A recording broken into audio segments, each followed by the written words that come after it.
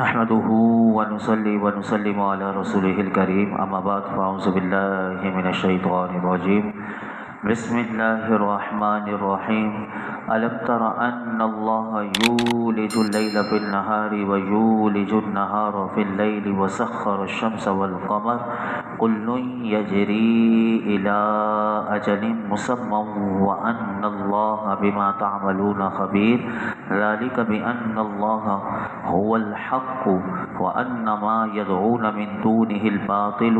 وأن الله هو العلي الكبير۔ اے سننے والے، کیا تو نے نہ دیکھا کہ اللہ رات کو دن میں داخل کر دیتا ہے، دن کو رات میں داخل کر دیتا ہے، اور اس نے سورج اور چاند کو کام میں لگا دیا، ہر ایک ایک مقررہ مدت تک چلتا ہے، اور یہ کہ اللہ تمہارے کاموں سے خبردار ہے۔ یہ اس لیے ہے کہ اللہ ہی حق ہے، اور اس کے سوا جن کو لوگ پوجتے ہیں وہ سب باطل ہیں، اور یہ کہ اللہ ہی بلندی والا بڑائی والا ہے۔ یہاں سے پھر اللہ رب العالمین نے اپنی وحدانیت پر دلائل بیان کیے۔ چنانچہ یہ دو آیتوں کا مختصر خلاصہ یہ ہے کہ اللہ تعالیٰ نے ارشاد فرمایا، اے سننے والے، کیا تو نے نہ دیکھا کہ اللہ اپنی قدرت اور اپنی حکمت سے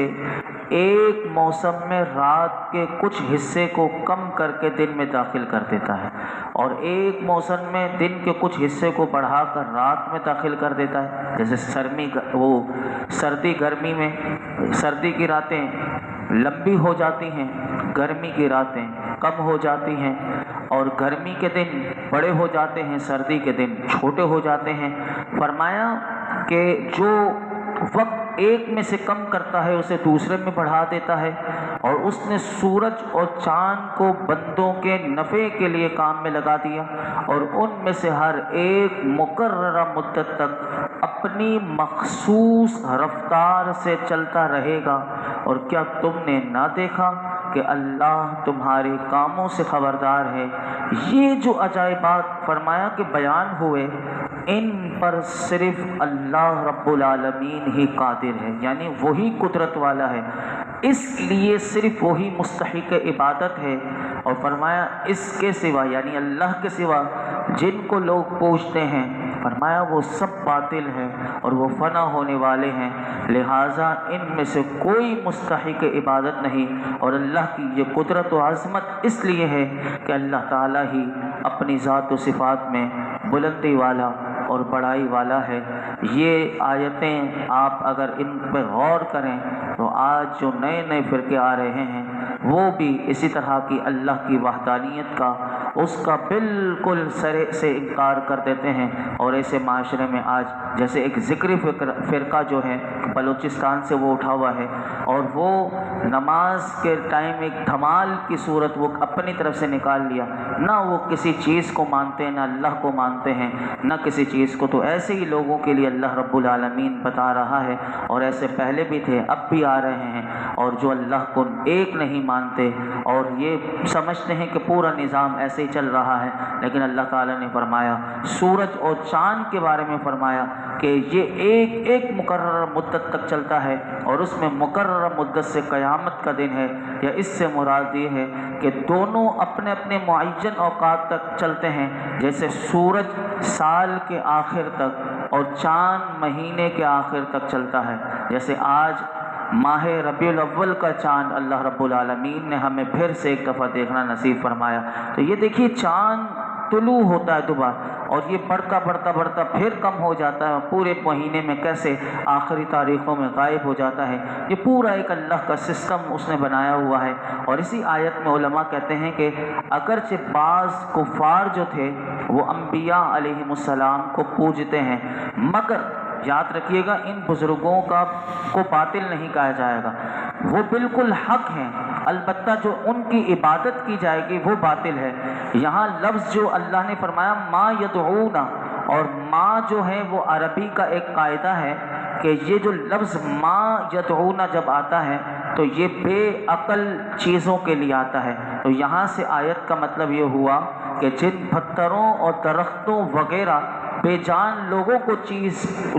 چیزوں کو لوگ پوچھتے ہیں، فرمایا یہ وہ باطل ہیں۔ لیکن بعض لوگ اس کو یہاں سے کہ انبیاء کو تم پکارتے ہو، پوجتے ہو، دیکھو اللہ نے یہ آیتیں بیان کی تو اس کا غلط تعویل اور غلط مطلب بیان کیا جاتا ہے۔ تو یہاں سے یہ بات بھی ہمیں سمجھ میں آئی، اور یہاں پر اللہ رب العالمین نے یہ لفظ جو استعمال کیا، علماء کہتے ہیں یہ مصدر کے معنی میں ہے، یعنی تمہارا اللہ کے علاوہ کسی اور کو پوجنا، فرمایا یہ باطل اور سب سے بڑا جھوٹ ہے۔ آگے اللہ تعالیٰ نے پھر کیا فرمایا سنیے، فرمایا الم تر ان الفلک تجری فی البحر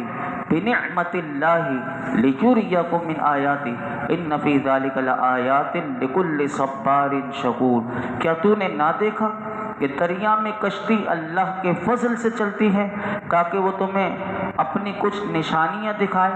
بے شک اس میں ہر بڑے صبر کرنے والے، بڑے شکر گزار کے لیے نشانیاں ہیں۔ پھر اللہ تعالیٰ اپنی وحدانیت کی ایک اور دلیل دے کر سمجھایا اور فرمایا کہ اے سننے والے، کیا تو نے نہ دیکھا کہ دریا میں جو کشتی چلتی ہے وہ اللہ کے فضل سے، اس کی رحمت سے اور اس کے احسان سے چلتی ہے، ورنہ اسی سمندر میں ہزارہا آفتیں موجود ہیں جو اس کی روانی میں، یعنی کشتی کو چلنے کی روانی میں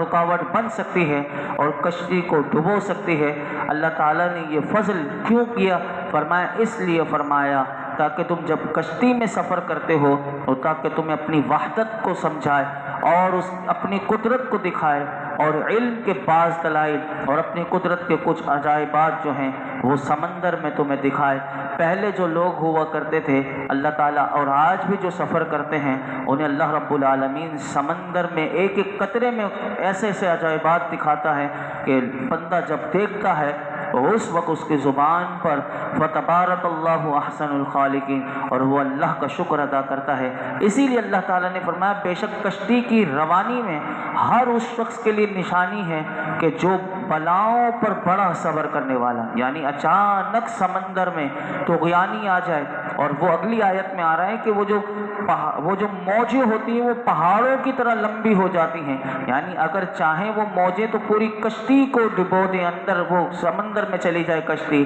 لیکن فرمایا جو بلائیں آتی ہیں تو ان پر بڑا صبر کرنے والا اور اللہ کی نعمتوں کا جو ہے وہ ان نشانیوں کو دیکھ کر بڑا شکر گزار ہو۔ یہاں پر علماء کہتے ہیں صبر اور شکر یہ دونوں صفتیں جو ہیں وہ مومن کی ہیں، اسی لیے اللہ نے فرمایا کہ یہ صبر کرنے والا، بڑا شکر کرنے والا یہ مومن ہی ہو سکتا ہے، کیونکہ مومن کو اللہ تعالیٰ ایسی ایسی نشانیاں دکھاتا ہے، تو مومن جب ان نشانیوں کو دیکھتا ہے تو وہ اس وقت اللہ کا شکر کرنے والا بھی بن جاتا ہے، اور بلا مصیبت آ جائے تو وہ صبر کرنے والا بن جاتا ہے۔ آگے ارشاد فرمایا وَإِذَا غَشِيَهُم مَّوْجٌ كَالظُّلَلِ دَعَوُا اللَّهَ مُخْلِصِينَ لَهُ الدِّينَ فَلَمَّا نَجَّاهُمْ إِلَى الْبَرِّ فَمِنْهُم مُّقْتَصِدٌ وَمَا يَجْحَدُ بِآيَاتِنَا إِلَّا کل خطار کفور۔ اور جب پہاڑوں جیسی کوئی موج، اب دیکھیے وہ دوبارہ آ گیا، اللہ تعالیٰ نے اسی کا ذکر کیا، فرمایا جب پہاڑوں جیسی کوئی موج ان پر آ پڑتی ہے تو وہ اللہ ہی پر اعتقاد رکھتے ہوئے اسے پکارتے ہیں، پھر جب اللہ انہیں خشکی کی طرف بچا لاتا ہے تو ان میں کوئی ہی اعتدال پر رہتا ہے، اور ہماری آیتوں کا انکار صرف ہر بے وفا اور ناشکرہ ہی کرے گا۔ اس آیت کا شان نزول یہ ہے کہ ابو جہل کے جو بیٹے تھے ان کا نام تھا اکرمہ، وہ ان کے بارے میں یہ آیت کریمہ یہ والی نازل ہوئی۔ جس سال فتح مکہ مکرمہ ہوا تھا تو وہ سمندر کی طرف بھاگ گئے تھے، کیونکہ جو میرے آقا علیہ الصلوۃ والسلام فتح مکہ ہوا، جب مکے کی سرزمین پر تشریف لائے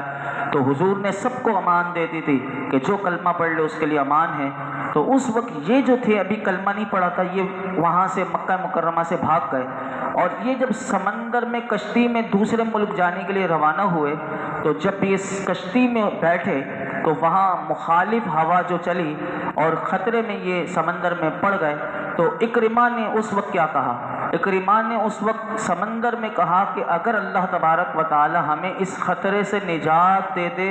تو میں ضرور دو عالم کے سردار محمد مصطفیٰ صلی اللہ علیہ وآلہ وسلم کی خدمت میں حاضر ہو کر ان کے ہاتھ میں ہاتھ دے دوں گا اور ان کی اطاعت کروں گا۔ جب انہوں نے اللہ سے سچا عزم کیا تو اللہ رب العالمین نے اس وقت کرم کیا اور ہوا ٹھہر گئی۔ یہ مکہ مکرمہ میں آئے اور اسلام لائے اور بڑے اخلاص والا اسلام لائے۔ تو یہ اعتدال پر رہنے والے تھے، لیکن اسی کشتی میں کچھ اور لوگ بھی تھے جنہوں نے یہ کہا تھا کہ ہم بھی عہد کرتے ہیں، ہم بھی کلمہ پڑھ لیں گے، لیکن اللہ تعالیٰ فرماتا ہے کہ ان میں سے بعض ایسے تھے کہ جنہوں نے عہد کو پورا نہ کیا، اور ان کے بارے میں اللہ نے فرمایا کہ ہماری آیتوں کا، آیت سے مراد نشانی جو اللہ نے وہاں دکھائی، اور انہوں نے اس نشانی کو دیکھا کہ اگر وہ کتنی بڑی اللہ تعالیٰ نے ان کی جان بچ گئی، تو فرمایا ہماری آیتوں کا انکار صرف ہر بے وفا اور نہ شکرہ ہی کرے گا۔